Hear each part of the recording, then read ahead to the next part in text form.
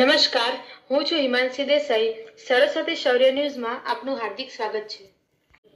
વિષય શ્રીમંત ફતેસિંહરાવ સાર્વજનિક પુસ્તકાલયમાં સાત સપ્તાહ આકાશમાં નવલકથાનું અમૃતપાન કરાવવામાં આવ્યું. પાટણની ઐતિહાસિક શ્રીમંત ફતેસિંહરાવ લાઇબ્રેરીમાં સ્વ કીર્તિકુમાર જયસુખરામ પારગીના સૌજન્યથી ચાલતા કાર્યક્રમ મને નામ અંતર્ગત રવિવારે નારી જીવનના વિવિધ પાસાઓને રજૂ કરતી કુંદલિકા કાપડિયા લખાયેલી પુરુષ પ્રધાન સમાજની પીડિત નારી ગાથાને વિવિધ નારી પાત્રના અનુભવોને રજૂ કરતી નવલિકા સાત પગલા આકાશમાં પર ઉત્તર ગુજરાતના સાહિત્યકાર લેખક તત્વચિંતક એવં વિદ્વાન વક્તા શ્રી અમૃતભાઈ વાટારીવાલાએ અમૃતપાન કરાવ્યું.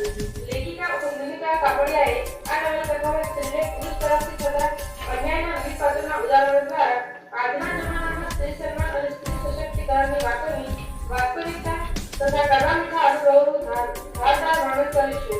તેઓએ સ્ત્રી સ્વતંત્રતા ઉપર પ્રહાર કરતા સ્ત્રીની વિવિધ ભૂમિકાઓ પત્ની, સગર્ભા, માતા, વિધવા વગેરે રૂપે પુરુષ તરફથી થતા અન્યાય ઉપર વિવિધ પ્રશ્નો અને ચિત્ર રજૂ કરતા જણાવ્યું હતું કે તેની ભૂમિકા માત્ર માતૃત્વથી ગૃહિણી પૂરતી જ છે, જે સ્ત્રી વંશને જન્મ આપે છે, પણ વારસાના નામ કેમ નથી? સ્ત્રી પોતાની રીતે જીવવા માંગે તો જીવી શકે ખરા? આવા તમામ ક્રાંતિકારી પ્રશ્નો અને તેના જવાબો લેખિકાએ આ પુસ્તકમાં અભિવ્યક્ત કર્યા છે. આ ચાતુર્યના પારણે નવલકથામાં લેખિકા કુંદલિકા કાપડિયાએ નારી ઉત્કર્ષ, નારી સ્વતંત્રતા, નારી માન સન્માન, નારી શક્તિના ઉદ્દેશો અને સંદેશા આપતી નારી ગાથાને સરળ શૈલીમાં વિવિધ વાર્તાઓ દ્વારા રજૂ કરી છે, જે વક્તાએ ખૂબ સરસ રીતે સમજાવી હતી. આ પ્રસંગે ઉપપ્રમુખ શ્રી સુરેશભાઈ પાટીદાર દ્વારા આપકા પ્રવચન કરી પાટણના સ્થાપના દિવસની સૌને શુભેચ્છાઓ પાઠવી હતી. શરૂઆતમાં મળેજાના પરિવારના સભ્ય મુકેશભાઈ યોગીના માનમાં મૌન રાખ્યું હતું. વક્તાનો પરિચય નકીરભાઈ ડોડિયાએ આપ્યો હતો. લાઇબ્રેરીના પ્રમુખ ડોક્ટર શૈલેષ સોમપુરા દ્વારા આગામી 21 ફેબ્રુઆરીએ યોજાનાર વિશ્વ માતૃભાષા દિવસ નિમિત્તે કવિ સંમેલનની માહિતી આપી હતી. તેમણે પાટણની ઐતિહાસિક શ્રીમંત ફતેસિંહરાવ સાર્વજનિક પુસ્તકાલયની નોંધ નાબાર્ડ સંસ્થા દ્વારા નેશનલ લેવલે લેવાઈ તેની માહિતી આપી હતી. વલ્લરીબેન ભારતી, દીપિકાબેન શાહ તથા અર્ચનાબેન દવે દ્વારા વક્તાનું સન્માન કર્યું હતું. આભારવિધિ રાજેશભાઈ કરી હતી. આ કાર્યક્રમમાં મોટી સંખ્યામાં વિદ્વાનો, શ્રોતાઓ હાજર રહ્યા હતા. દહેજ માટે જો આપઘાત કરતી હોય તો આ પ્રકારનો જે સમાજ છે તે સમાજ આપણે કયો કહીશું? આંતરજ્ઞાતીય લગ્ન કેટલો બધો વિકસિત થઈ ગયો, કેટલો વ્યાપક. પછી એ પછીનો જે સમાજ જે નિર્માણ થશે એ કેવા પ્રકારનું સમાજ નિર્માણ થશે તમે કલ્પના કરો. આપણે શિક્ષિત બન્યા, જ્ઞાન ભૂસી નાખ્યું, સમાજ ભૂસી નાખ્યો, બહુ સારી વાત છે.